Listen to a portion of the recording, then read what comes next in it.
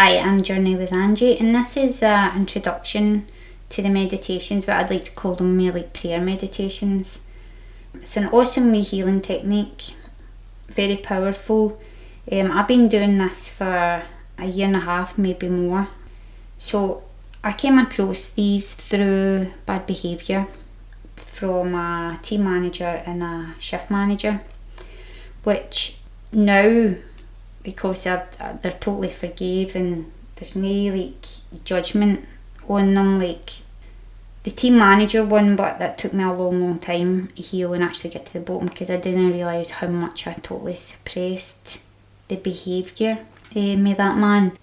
At the time it was going on, obviously there was some judgment because didn't know why he was treating me like that. So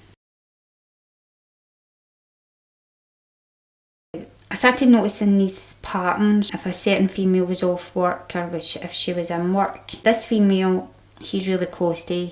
So I'd noticed he was always putting me in this heavy load. So there used to be these wee like sheets you could put complaints down and then put it in like a wee docket. So I thought, I'm not going to be two-facing about it, I'm going to challenge him. And I went up to the window where he sat, and I was like, I wrote his name, and I was like, blah blah blah, no being fair. And he's like, I kick me when I'm doing Angie. And I'm like, what? And I was trying to explain, you're no being fair, I'm in that zone all the time. Anyway, he's like, come in. He's like, look, you're in all the zones. We'll go and grass on me, go on then. Go and tell him. And I'm like, you know I'm not going to. So I put the bit of paper in the bin. So I thought it was sorted. So later on, I bump into him. He's got an audience. And then he's like, Angie, try to kick me when I'm doing, twists everything. It's quite a narcissist, gaslighting behaviour where it's quite a bullish tactic where he turned it all on me.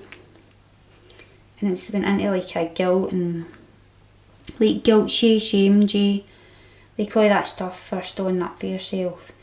I didn't realise I'd actually totally suppressed that. That was chaotic. It was causing a chaotic disruption in me because that was his behaviour all the time. Anyway, this man could shaft me or get me into trouble. He went out his way to do it.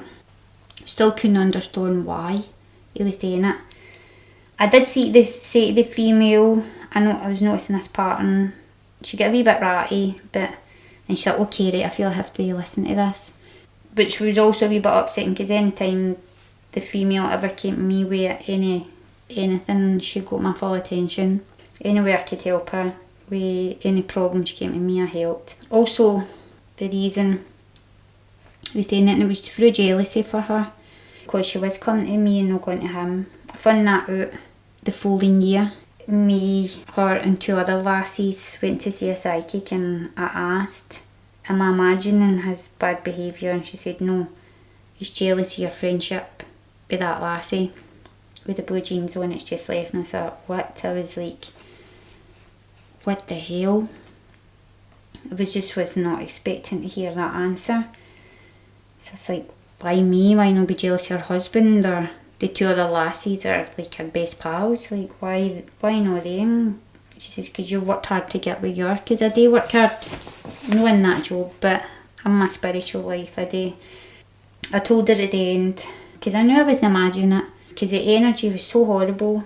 So she said, I don't control them, which she doesn't. You can't control people's jealousy. That's something they need to do themselves.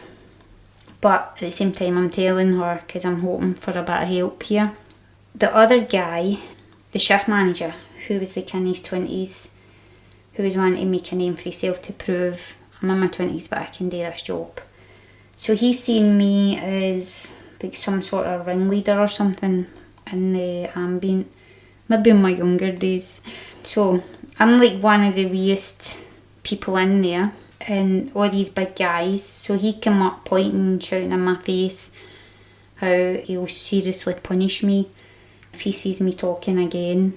Because he thought if he did that to me, everybody would be like, oh my god, if he can do that to her, he'll do that to us, and everybody would just fall into place and we'll all just work away. And he would be the main man. He got us all just working and not talking. So anyway, I found it quite funny. It made me feel a wee bit like William Wallace or something.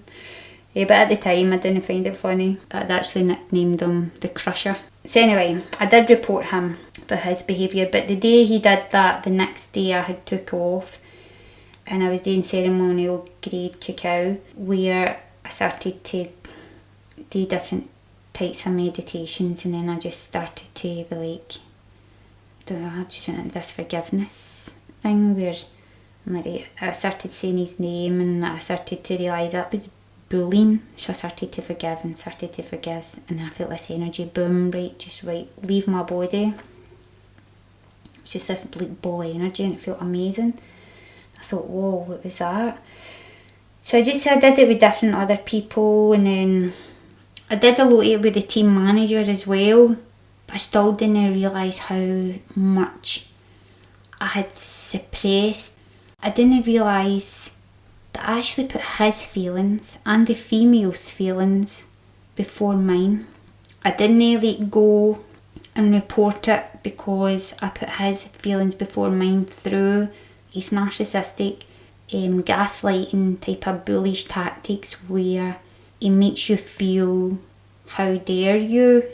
But anyway, that took a long time for me to heal because I didn't know that was the root. It was causing chaos in my head, chaos in my body, but I had forgiven for all honours and stuff, but I didn't realise that's what I was doing. So healed now, thank God. I eventually got to the bottom of it. But you'll see with these meditations, they're in step 1, step 2, step 3. There will be some will just be step 1 and 2. So step 1 is self-forgiving yourself and self-forgiving others. Self-forgiving yourself, because like we punish ourselves all the time. I was punishing myself, I was putting other people's feelings towards me. And then you're forgiving yourself for what you're doing to other people. And then step 2 is you're forgiving the behaviour that others are doing to you. And then step 3 was one I came across a wee bit later on. And the whole reason I came across this one was because if I noticed a bit of bad behaviour and I'm like, whoa, I've already forgave myself for that and I forgave people for that. Why is that energy still coming towards me? Around about that time I started noticing different things. I was watching astrologists, I was listening to maybe at that time ancestral stuff was getting spoken about. I'm like, ah, bingo. The universe, divine gods, planets, whoever it is that you see, source, God, whatever, they're talking to you every day, they're sending you messages every day, because we're here to heal. This is what we're here to do. When I did the ancestors, so then I had to go again, like with them all, I had went back to my childhood. When I did that as well, that's when I started to find, oh right, well I need to start forgiving myself. So then I had to go through everybody as well with my behaviour, because I'm no innocent, I'm not a saint. And that's where it can open your eyes and have more compassion for other people's bad behaviours, because nobody's perfect. What these prayer meditations do is they strengthen your inner core. The only way I could explain it is, like if you've ever seen Hercules, the cartoon, and it's like nearer the end and they're ready to cut the string for Hercules, and then it will only cut because it turned gold and it turned solid in the scissors when they cut it. That's what you're actually doing to yourself. If you just keep continuing, I know sometimes it can be like, this is taking long, but honestly, it'll be amazing once you get by it all. These aren't just forgiveness meditations, they're also self-love.